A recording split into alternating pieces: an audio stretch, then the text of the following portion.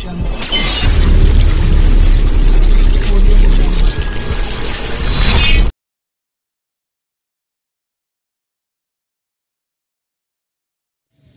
वालेकुम व्यूअर, मैं हूं डॉक्टर बिलाल अहमद राना और आप लोग देख रहे हैं हैंडसम माइंड टीवी चैनल।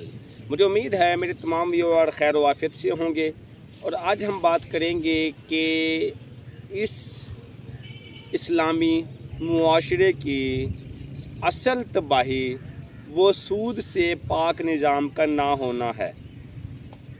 एक मुस्लिम और गैर मुस्लिम में फ़र्क यही होता है कि मुस्लिम उस बात पे यकीन रखता है जो अल्लाह रब्बुल इज़्ज़त की ज़ात ने फरमा दिया, चाहे वो हम अपनी आंखों से देख सके या ना देख सके। मसलन हम अपने नबी की ज़ात को मानते हैं, हमने कभी नहीं देखा। मसलन हम अल्लाह पाक के उस तमाम निज़ाम को और मामलात को मानते जो हमने कभी नहीं देखा। मसलन हमारा उस हदीस पे यकीन है कि अल्लाह रब्बुल इज़्ज़त की ज़ात ने फरमाया, मेरे नबी की ज़ात ने फरमाया कि एक रिज़्क़ वो है जो बाज़ाहिर ज़्यादा दिखेगा लेकिन कम ही रहेगा, हराम का माल, और एक रिज़्क़ वो है जो कि कम दिखेगा लेकिन हमेशा ज़्यादा ही रहेगा, हलाल का माल। अब चूँकि हमारा यकीन है इसलिए हम इस चीज़ों को तस्लीम करते हैं। बिल्कुल इसी तरह से सहाबा कराम ने भी सूद के ख़िलाफ़ जिहाद किया। बिल्कुल इसी तरह से अल्लाह रब्बुल इज़्ज़त की ज़ात ने जब सूद के निज़ाम को हराम करार दे दिया और जब मेरे नबी ने इस निज़ाम को हराम करार दे दिया और साथ में फरमा दिया कि सूद के हक़ में जाने वाले वो अल्लाह पाक के खुल्लम खुल्ला दुश्मन हैं और अल्लाह के गज़ब को और गुस्से को दावत दे रहे हैं, तो फिर बीइंग मुस्लिम हमारा अकीदा इस बात पे ख़त्म हो जाता है कि सूद के हक़ में बात करना वो अल्लाह के गज़ब को दावत देने के मुतरादिफ है। अब हमारे इस इस्लामिक मुआशरे के अंदर जो कि पाकिस्तान है, अब यहाँ पर सूद से पाक निज़ाम नहीं है। दसियों मरतबा शरई कोर्ट ने, शरई अदालत ने, वफाकी शरई अदालत ने दसियों दफ़ा उलमा कराम ने इकट्ठे हो के बिल दिया, बिल मंजूर कराया, पास कराया, लेकिन गवर्नमेंट ऐसी डीठ है कि वो चाहे कुछ भी हो जाए इस मुल्क के निज़ाम को सूद से पाक करने के लिए तैयार ही नहीं होती। मसलन अगर आप लोग पिछली तारीख को उठा के देख लें तो वो सार तमाम उलमा कराम ने इकट्ठा हो के एक बिल पेश किया कि जी जो हमारे मुल्क का निज़ाम है वो सूद से पाक होना चाहिए और इसीलिए सूद से पाक निज़ाम ही अल्लाह रब्बुल की ज़ात ने फरमाया है कि उसी में बरकत है, उसी में खैर है, उसी में भलाई है, उसी में पैसा ज़्यादा है।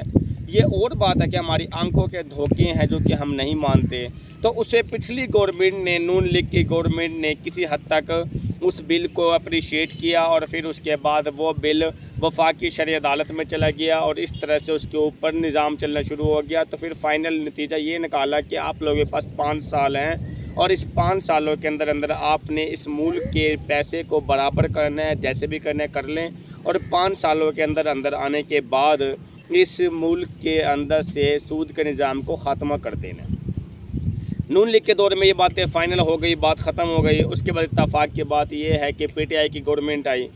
तो PTI की गवर्नमेंट के होते हुए वो जंगवी साहब है, मौलाना, जो कि जिसका ताल्लुक़ जंग से है, वो जो असम्बली में बैठने वाले मेम्बरान हैं, जब उन तमाम लोगों ने सूद के ख़िलाफ़ आवाज़ उठाई असम्बली के अंदर बैठ के, तो अगले दिन पता चला कि जी इमरान खान साहब ने एक आलिम को छोड़ के बाकी तमाम उलमा कराम को सफाया कर दिया। जी ये तो इस तरह से मुल्क अपना हमारे लिए वो बाले जान बन जाएंगे, हमने अपना निज़ाम देख के चलाना है कि जलाना है। ये तो उलमा कराम बातें करते रहती हैं, इस तरह से निज़ाम नहीं चला कर। तो अगले दिन पता चला जी सारे उलमा कराम असम्बली से उठा दिए गए। अब बात ये है कि इस चीज़ को दोबारा से वापस ले लिया गया इस बिल को। उसके बाद फिर उलमा कराम इकट्ठा हुआ। अभी जो मौजूदा गवर्नमेंट चल रही है, इस गवर्नमेंट के अंदर भी मुझे कहीं से पता चला है कि इन्होंने दोबारा से इस सूद से पाक निज़ाम के लिए फिर से बिल तैयार किया और इस गवर्नमेंट को पेश किया, जो कि इस टाइम पे नवाज शरीफ नून लीग की गवर्नमेंट चल रही है। और इन्होंने काफ़ी अप्रीशिएट और हौसला अफजाई की और यकीन दिलाया कि जी हम इसका कोई ना कोई हल निकाल लेंगे। खैर हल निकलेगा या नहीं निकलेगा वो तो एक अलग चीज़ है, लेकिन मेन चीज़ ये है कि जिस चीज़ के ऊपर अल्लाह रब्बुल इज़्ज़त की ज़ात ने मोहर लगा दी कि वो नहीं करना, तो फिर वो नहीं करना, और जिस चीज़ के ऊपर कह दिया किया जा सकते तो वो किया जा सकते। जब सूद से पाक निज़ाम को ही बेहतर निज़ाम माना गया है, तो फिर हमारा मुल्क जो यहूदियों के बनाए हुए निज़ाम को चला रहा है, तमाम तर बैंकों में सूद है, हर तरह के बैंक अपना इंटरेस्ट लेते हैं और इंटरेस्ट के नाम पे वो सूद के नाम को से जान छुड़ा रहे थे। याद रखें कि जो गुनाह है वो अच्छे तरीके से भी कर लिया जाए तो वो गुनाह ही रहता है। अगर आप एक दाढ़ी रख के और अगर आप एक दीनी लिबास पहन के अगर आप कोई ऐसा गुनाह का काम करते हैं तो ये नहीं होता कि वो गुनाह का काम नहीं रहा, बल्कि गुनाह का काम ही रहता है, चाहे वो कुछ भी हो जाए। अब सूद से पाक होना निज़ाम हमारे मुल्क की मईशत को आबाद करने के लिए है, लेकिन हमारे मुल्क के सियासियों को, असम्बली में बैठने वाले मेंबरान को इस बात की समझ ही नहीं आती कि जी सूद से पाक निज़ाम ही हमारे मुल्क की इस्लाह, और हमारा मुल्क बना ही सूद से पाक निज़ाम के लिए था। इस्लामी जमहूरिया हम कह रहे हैं अपने मुल्क, और फिर अगर हम सूद वही यहूदियों वाले निज़ाम को लेके चलते हैं तो फिर वो निज़ाम तो सारे यहूदी भी लेके चले, तो फिर फ़र्क क्या रह गया मुसलमान के यहूदी के अंदर। और वो जो रियासत मदीना के दावेदार और ठेकेदार बने बैठे हैं, मेरी कोई ज़ाती दुश्मनी नहीं किसी से, लेकिन जो लोग रियासत मदीना के दावेदार और ठेकेदार बने बैठे हैं, तो इस मुल्क के अंदर जब 4 साल 3.5 साल निज़ाम रहा है, तो एक छोटा सा काम जो सूद से पाक निज़ाम करना था, सिर्फ उस निज़ाम को नहीं चला सके, और उसके अलावा बातें जितनी मर्जी करा लो इनसे। तो बात यह है कि आप अल्लाह की ज़ात को हाजे नाजे जान के दिल और दिमाग के अंदर कुरान और हदीस को रख के सोचें कि क्या सूद का पैसा लेना ये अल्लाह की ज़ात के ख़िलाफ़ खुला जंग नहीं है। अल्लाह रब्बुल की ज़ात ने खुद फरमाया है कि अल्लाह की ज़ात के ख़िलाफ़ जंग है जो सूद का कारोबार करते हैं, सूद का निज़ाम करते हैं, और फिर पैसे में बरकत नहीं है। सूद का निज़ाम लेने वाले जितने भी लोग हैं वो आखिर के अंदर कुत्ते की मौत ही मरते हैं, और इसके अलावा उनके पास कोई हल ही नहीं निकलता, क्योंकि जो चीज़ गलत है वो गलत ही रहेगी। आप एक छोटा सा वाक़या बयान कर दूँ, वहाँ पे आपको उम्मीद है बहुत सारी बातें सीखने का मौका मिलेगा। वो ये कि एक मरतबा नबी पाक हज़रत मोहम्मद मुस्तफ़ा सल्लल्लाहु अलैहि वसल्लम की ज़ात ने फरमाया कि सहाबा कराम बैठे थे कि उनमें से हज़रत बिलाल को कहा जी आप जाके कुछ ताज़ा खजूरें ले आएँ। तो हज़रत बिलाल की ज़ात जब गई तो उनके पास कुछ पुरानी खजूरें थी जो कि किसी और नस्ल की थी। उन्होंने वो हज़रत बिलाल की ज़ात मार्केट के अंदर गए। मार्केट के अंदर जाने के बाद उन खजूरों को जो दुकानदार एक अच्छी लावे वाली खजूरें, एक अच्छी खजूरें बेच रहे थे, ठीक हो गया, उन खजूरों के साथ अल्टरनेट मुतबादिल करवा ले, यानी अपनी ज़्यादा खजूरें दे दी और थोड़ी खजूरें ले ली। अपनी ज़्यादा खजूरें दे दी और थोड़ी खजूरें ले ली कि ताकि मेरे नबी की ज़ात के पास जो खाने की चीज़ पहुँचे वो बिल्कुल साफ़ और अच्छी हो, अजवा खजूर जिसको हम बोलते हैं। और जो हज़रत बिलाल की ज़ात देख के आई वो सादा खजूरें जो उस वक्त अरबी हुकूमत में अरबी दौर में चल रही थी, अरब के इलाकों में चल रही थी, तो वो वाली दी है। अब जब नबी पाक सल्लल्लाहु अलैहि वसल्लम के पास खजूरें पेश की गई तो खजूरें पेश करने के बाद नबी पाक सल्लल्लाहु अलैहि वसल्लम की ज़ात बड़े ढंग रह गई है, ये क्या जी, इतनी प्यारी, इतनी टेस्टी है, साफ़ सुथरी अच्छी खजूरें, इसमें एक भी तो गंदी नहीं है। तो मेरे नबी की ज़ात ने, हज़रत मोहम्मद मुस्तफ़ा सल्लल्लाहु अलैहि वसल्लम की ज़ात ने हज़रत बिलाल को कहा जी ये सारी ही खजूरें अच्छी हैं, इसमें कोई एक भी ऐब वाली, नुक्स वाली, खामी वाली नहीं है, कोई एक भी 2 नंबर हमारी आम लोकल खजूर नहीं है, सारी ही अजवा खजूरें हैं। तो ये कैसे मुमकिन हुआ? हज़रत बिलाल रज़ी अल्लाह ताला अन्हु की ज़ात ने फरमाया जी कि मेरे नबी की ज़ात कि इन खजूरों को लेके मैं मार्केट के अंदर गया, मेरे पास कुछ खजूरें थी जो कि आम खजूरें थी लोकल, जो कि नुक्स वाली थी। मैंने उन खजूरों को ले जा के एक दुकानदार से सौदा किया और उसके बाद उन्हें वो जो नुक्स वाली खजूरें थी वो खजूरें उन्हें दे दी, ज़्यादा मिकदार में थी, और फिर थोड़ी मिकदार में अच्छी और साफ़ सुथरी खजूरें ले ली। तो जिसको हम बार्टर सिस्टम भी बोलते हैं कि एक चीज़ लेकर दूसरी चीज़ हम ले सकते, तो ये जायज़ है इस्लाम के अंदर भी। तो मेरे नबी की ज़ात ने उसको भी नापसंद फरमाया। मेरे नबी की ज़ात ने फरमाया कि नहीं, ये जो काम आपने किया है थोड़ी ज़्यादा दे के थोड़ी लेना, ये भी सूद के जुमरे में आता है। दोबारा से नोट फरमाइएगा कि मेरी नबी की ज़ात ने फरमाया कि ज़्यादा खजूरें दे के आपने थोड़ी खजूरें ले ली, तो ये भी सूद के जुमरे में आता है।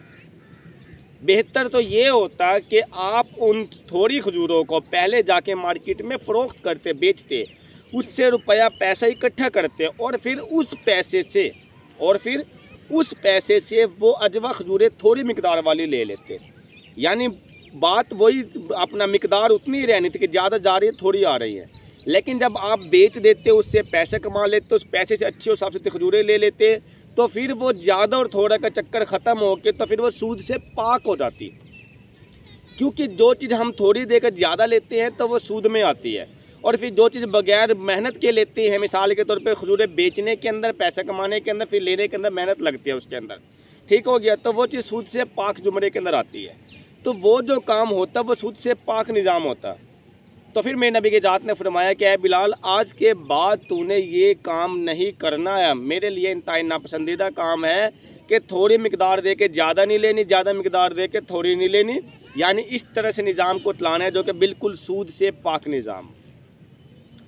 अब मेरे नबी की ज़ात तो इस हद तक सूद से पाक निज़ाम करना चाह रही है, और जितने भी उसके बाद सूद के ख़िलाफ़ हज़रत अबू बकर सिद्दीक़ की ज़ात को उठा कर देख लें कि सूद के जिन लोगों ने सूद देने से इनकार कर दिया, हज़रत अबू बकर के बाद हज़रत उमर फ़ारूक, हज़रत उस्मान गनी, हज़रत अली की ज़ात को उठा कर देख लें, तमाम सहाबा कराम ने अपने दौर के अंदर सूद के ख़िलाफ़ आवाज़ उठाई है कि जिन्होंने सूद के निज़ाम को हक़ में थे, सूद के निज़ाम को चलाने की कोशिश की थी, तो उन तमाम के ख़िलाफ़ जंग और ये तलवार उठाई है।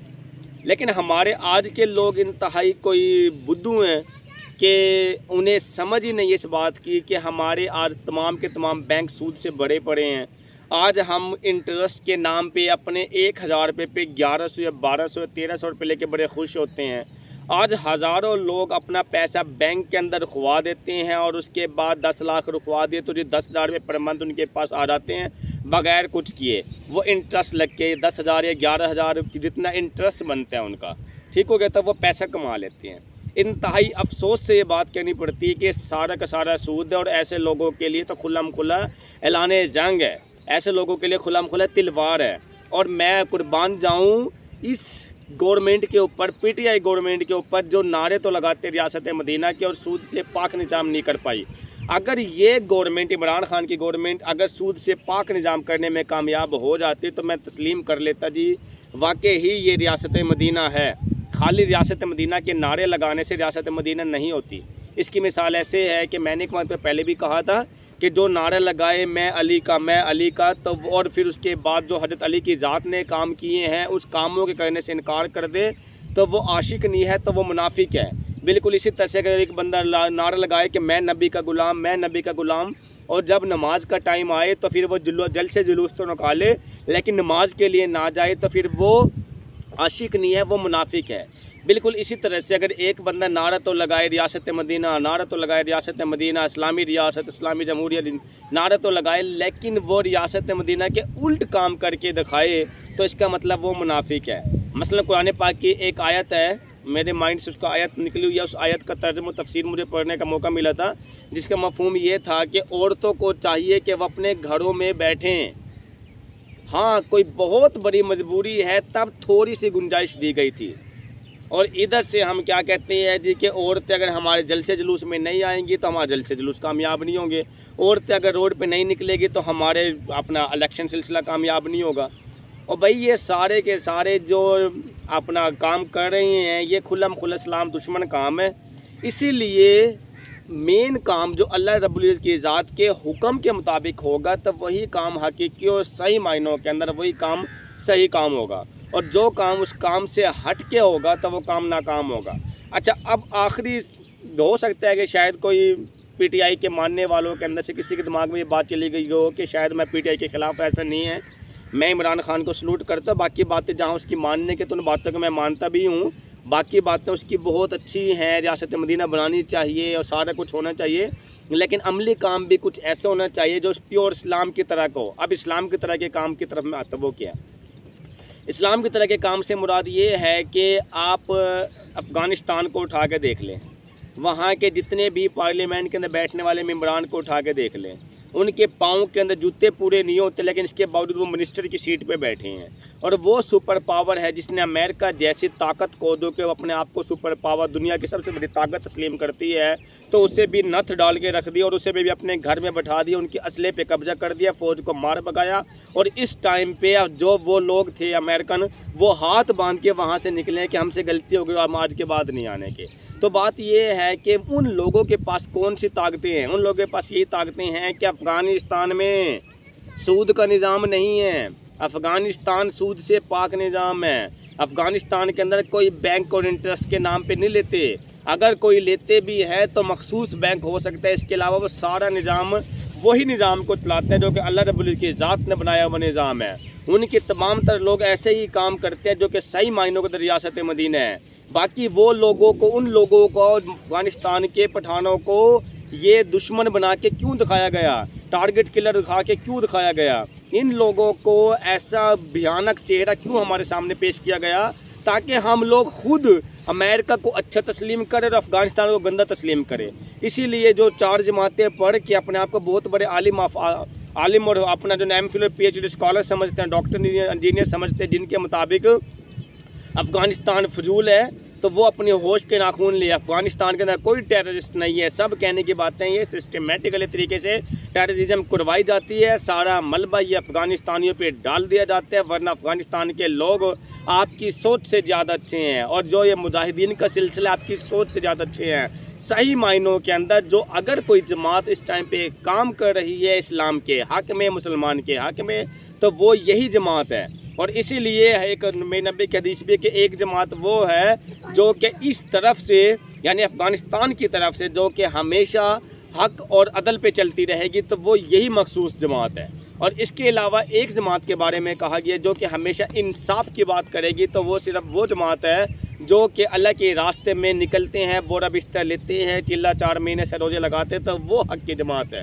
इसके अलावा जो आप लोगों को गलत चेहरे दिखाए जाते हैं, आप लोगों को जो मीडिया बिकाऊ माल है और पैसे लेने के बाद अफ़गानिस्तानियों को हमलावर दिखाते हैं, अफ़गानिस्तानियों को टेररिस्ट दिखाते हैं, अफ़गानिस्तानियों को हमारे दुश्मन दिखाते हैं और अमेरिका को वो हीरो बना के दिखाते हैं, तो वो सारे बिकाऊ माल है, वो पैसे लेने वाले माल सारे। इसीलिए कुछ चैनल वो भी हैं जो चैनल इस्लाम के हक़ में बात करते हैं, इन लोगों के हक़ में बात करते हैं, तो वो ही चैनल हकीकी चैनल, लेकिन चूँकि उनकी तादाद कम है इसलिए उनका हमें पता नहीं होता, ठीक है। और इसीलिए सारा गलत तरीके से बयान किया गया। तो खुदारा हमारा आज का जो बताने का मकसद था वो ये था कि हम अपने मुल्क को सूद के निज़ाम से पाक रखें। अगर अफ़गानिस्तान सूद से पाक रह के अपने मुल्क के निज़ाम को चला सकता है, तो हम भी अपने मुल्क के अंदर सूद से पाक निज़ाम को चला सकते हैं। तो खुदारा आज हथियार उठाएं, आज जंग करें, आज सूद के ख़िलाफ़ आवाज़ उठाएं। अगर आज आप लोग सूद के ख़िलाफ़ आवाज़ उठाएंगे तो अल्लाह रब्बुल की ज़ात का जो हुक्म है कि जी सूद के ख़िलाफ़ अगर जो बंदा सूद के ले सूद दे तो उसके ख़िलाफ़ खुल्लम खुल्ला ऐलान जंग है, तो आपका शुमार भी उन अल्लाह के उन पसंदीदा लोगों के अंदर हो जाएगा। तो खुदारा इस मुल्क को सूद से पाक करें, अपनी ज़ात को सूद से पाक करें, अपने आप को सूद से पाक करें, अपने अहलो अयाल को सूद से पाक करें। नहीं तो फिर एंड पे यही होगा कि सूद ले शक्ल पे नहूसत, बीमारियां 1000 तरह की और हर तरह के मसाइल ही मसाइल होंगे। क्योंकि अल्लाह के ज़ात के ख़िलाफ़ ऐलान, अल्लाह की ज़ात के ख़िलाफ़ जंग करना कोई आम बात नहीं है। आप उन लोगों के ख़िलाफ़ जंग करें जो अल्लाह के ख़िलाफ़ जंग कर रहे हैं, यानी आप लोग सूद वालों के ख़िलाफ़ जंग करें। मुझे उम्मीद है कि ये वीडियो देखने के बाद आप समझ गए होंगे कि अगर अमेरिका सूद से पाक रह के सुपर पावर को शिकस्त दे सकते, तो अगर हम भी सूद से पाक करके अपने मुल्क को, हम भी किसी भी बड़ी से बड़ी पावर को शिकस्त दे सकते हैं। और सही मायनों के अंदर, हकीकी मायनों के अंदर यही मुल्क की मईशत को बचाने का वाहिद तरीका है। अगर आप लोग ये बातें समझ में आ गई हैं तो आप लोग अपने दोस्तों में शेयर करें। और अगर आप लोग ये वीडियो अच्छी लगी है तो आप लोग हमारे चैनल को लाइक करें, सब्सक्राइब करें, बेल आइकन को दबाएँ, ताकि बर वक्त आप लोगों तक हमारे तमाम वीडियो मौसूल हो। इसके साथ आप अपना ख्याल रखिएगा, इजाज़त दीजिएगा। अल्लाह हाफ़िज़।